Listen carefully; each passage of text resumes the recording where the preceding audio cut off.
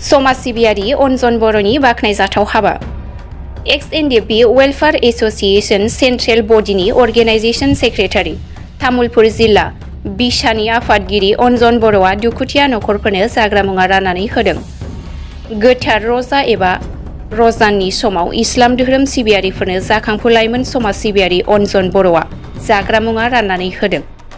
सालमारा सिमुलबारि दरनै गामियाव हाबनानै इस्लाम धोरोम सिबियारि दुखुथिया नखरफोरनो जाग्रा मुवा राननानै होदों जाखांफु लाइमोन समाज सिबियारि अन्जन बर'आ।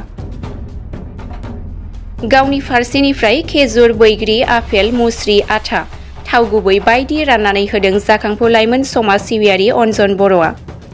जाखांफु लाइमोन समाज सिबियारि अन्जन बर'आ जाग्रा मुवा राननानै होनायखौ गोजोननाय मोननायखौ फोरमायदों इस्लाम धोरोम सिबियारिफोरा।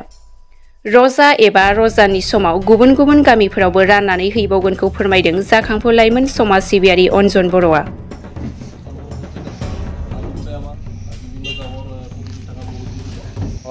गिबियावनो आं साबायखर बावबाय।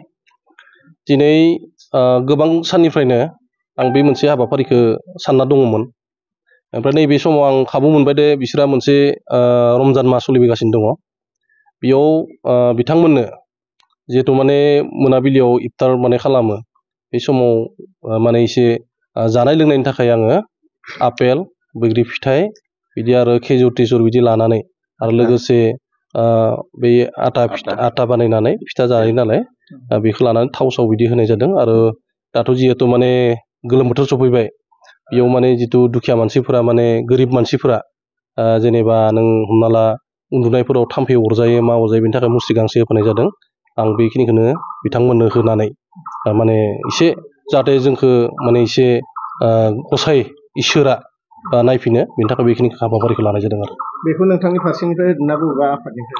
नङा, बिदि आफादनिफ्रायथ' जेबो बिदि माबा गैया, खिन्थु आं इन्डिभिजुवेलि आं माने बेखौ गोसोखांनानै जाहाथे गोरिबफोरा एसे मोजां मोनो गोसोखौ बे इफ्तार माने खालामनाय समाव बा रमजान मायाव जाहाथे एसे गोसोफोरा गोजोनना थानो हायो, बेनि थाखायनो बे हाबाफारिखौ लानाय जादों। नोंनि फारसेनिफ्राय? आं इन्डिभिजुवेलि बेखौ हेल्प खालामदों।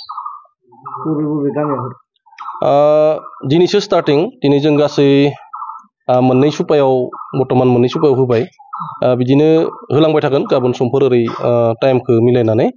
दिनै खमसे खम ओरैनो 9-10टा न'खरनो 12सो जादों नामा, 12सो जासिगोन, दा होनो दंबावो।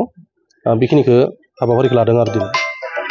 আমাৰ উদীয়মান যুৱক অঞ্জন বৰদেৱে ৰমজান মাহ উপলক্ষে আমাৰ শালমাৰা গাঁৱৰ একেবাৰে দুখীয়া উইডো পাৰ্চনক তেখেতৰ ফালৰ পৰা, কেৱল এইটো তেখেতৰ ফালৰ পৰাহে কৰিছে, কোনো ৰাজনৈতিক ফালৰ পৰা কৰা নাই।